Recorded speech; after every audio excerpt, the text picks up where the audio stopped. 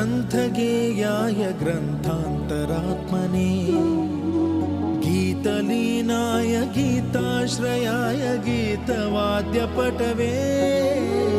गेयचरिताय गायकवराय गन्धर्वप्रियकृते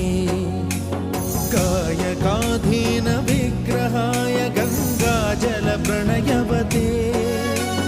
गौरीस्तनन्दनाय गौरीहृदयनन्दनाय